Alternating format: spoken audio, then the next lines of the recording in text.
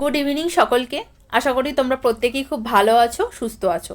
তোমরা সকলেই জানো যে বাংলা মিডিয়ামের ইন্টারভিউয়ের প্রক্রিয়া শুরু হয়ে গেছে এবং গত 27 তারিখ এবং আজকে ইন্টারভিউ প্রক্রিয়া ভালো রকমভাবে সংগঠিত হয়েছে।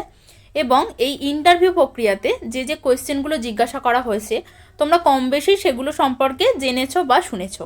এবার এই গত দুদিনে অর্থাৎ কালকে এবং আজকে দুটি টপিক কিন্তু আমাদের দৃষ্টি আকর্ষণ করেছে।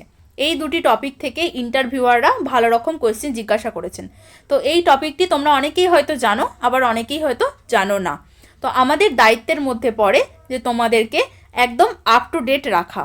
তো এই দুটি টপিক যেগুলি ইন্টারভিউয়ারদের মূল আকর্ষণ বা মূল কেন্দ্রবিন্দু বলা যেতে পারে, সেই দুটি টপিক কিন্তু আমরা একদম আজকে ডিটেলসে আলোচনা করে নেব, যাতে আগামীতে যারা ইন্টারভিউ দিতে যাবে তাদের যাতে এই টপিক থেকে প্রশ্ন জিজ্ঞাসা করলে কোনো আনসার করতে অসুবিধা না হয়।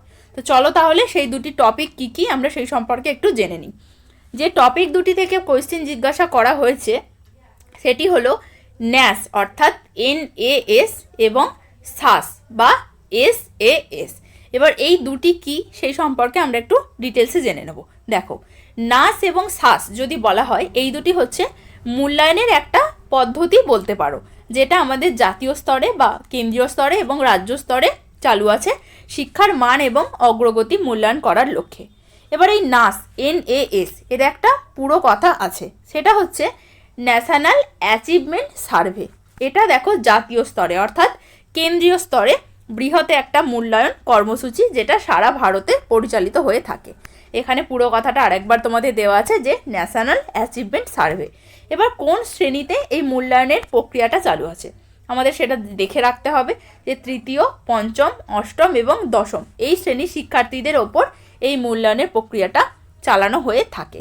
এবার এই ন্যাস বা স্যাস যেটাই বলছি, এটার উদ্দেশ্য কী কী উদ্দেশ্যে এই ধরনের মূল্যায়ন পদ্ধতি চালু করা হয়েছে। দেখো, এটার প্রধান উদ্দেশ্য হচ্ছে যে দেশে যে সার্বিক শিক্ষা ব্যবস্থাটা আছে সেটা কতটা মজবুত আছে, বা তার আর কি কি অগ্রগতি করা যেতে পারে, বা শিক্ষার্থীরা কোন কোন বিষয় পিছিয়ে আছে সেই পদ্ধতিটা কিভাবে ব্যবহার করলে শিক্ষার্থীরা যাতে অগ্রগতি করতে পারে এবং সেই তার যে ল্যাকটা আছে সেটা পূরণ হতে পারে, বা ঘাটতিটা আছে সেটা যাতে পূরণ হতে পারে, এটার ব্যবস্থা করাই হচ্ছে এই ন্যাসের প্রধান উদ্দেশ্য।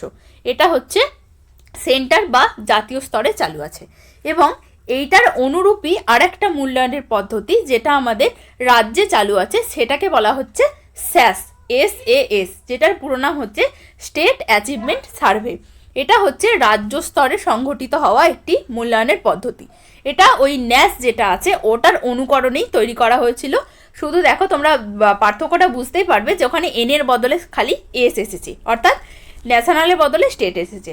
এটা পশ্চিমবঙ্গ সরকার 2022 সাল থেকে চালু করেছে। এটার উদ্দেশ্য যদি বলা হয় তাহলে ন্যাসের যেটা উদ্দেশ্য সেটাই কিন্তু এই SAS বা SAS এটারও সেটাই উদ্দেশ্য। ওটা শুধুমাত্র জাতীয় স্তরে পরিচালিত হতো, আর এটা কোনো একটা রাজ্যতে পরিচালনা করা হয়। এটাও দেখো তৃতীয়, পঞ্চম, অষ্টম এবং দশম এই চারটি শ্রেণীর যে শিক্ষার্থীরা আছে তাদের ওপরে এই মূল্যায়নটা পরিচালনা করা হয়ে থাকে। এটা রাজ্যের অভ্যন্তরে শিক্ষার্থীদের শেখার সক্ষমতা, অর্জিত দক্ষতা বিশ্লেষণ করে, আর কি লার্নিং আউটকাম সেই ভিত্তিতে একটা শিক্ষার্থীর পারফরমেন্স কিভাবে হচ্ছে বা কতটা উন্নতি তারা করতে পারছে সেটার ওপরে উল্লেখযোগ্যভাবে নজর রাখা হয়। এবার যদি এটা পার্থক্য দেখা হয় তাহলে তোমরা দেখতে পাবে যে প্রথমেই পুরো কথাটা অবশ্যই ন্যাশনাল অ্যাচিভমেন্ট সার্ভে, আর SAS হচ্ছে স্টেট অ্যাচিভমেন্ট সার্ভে।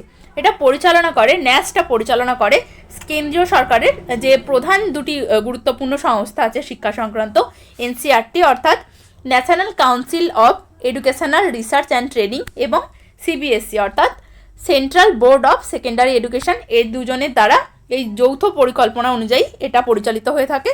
আর অপরপক্ষে SAS বা SAS যেটা আছে সেটা রাজ্য সরকারের SCERT অর্থাৎ NCERTর অনুরূপ এটা রাজ্যে পরিচালিত হয়, state council of educational research and training, এটার দ্বারা পরিচালিত হয়ে থাকে।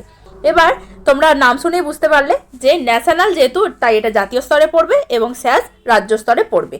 এবার এদের মূল লক্ষ্য যদি বলা হয় ন্যাস এবং স্যাসের, তাহলে দুজনেরই মূল লক্ষ্য কিন্তু শিক্ষার মানোন্নয়ন ঘটানো এবং সার্বিক একটা উন্নতির প্রদান করার চেষ্টা। সেটা ন্যাসের যে প্রধান উদ্দেশ্য সেটা হচ্ছে জাতীয় স্তরে ঘটানো, এবং স্যাসের হচ্ছে রাজ্য স্তরে ঘটানো। এবার ফলাফল রাজ্য স্তরে প্রকাশ করে থাকে স্যাস এবং জাতীয় স্তরে প্রকাশ করে থাকে ন্যাস। এখানে দেখো সেটা লিখে দেওয়া আছে। বিশেষ করে স্টেট লেভেলে যেটা কাজ করে সেটা মূলত বিভিন্ন যে পার্টিকুলার যে জেলাগুলো আছে জেলার সাথে সাথে প্রত্যেকটা জেলার ব্লক ভিত্তিক ফলাফল প্রকাশ করে থাকে। তো এই গেল ন্যাস এবং স্যাস সম্পর্কে ডিটেলসে আলোচনা। তোমরা আগামীতে যারা ইন্টারভিউ দিতে যাবে তাদের যদি এই টপিক থেকে প্রশ্ন জিজ্ঞাসা করে আশা করি তোমাদের আনসার করতে কোনো অসুবিধা হবে না। আর যারা আগামীতে ইন্টারভিউ দিতে যাবে তারা অবশ্যই মাথা ঠান্ডা করে খুব ভালোভাবে ইন্টারভিউ দিও। সকলের জন্য অনেক শুভ কামনা রইল। সকলকে অসংখ্য ধন্যবাদ।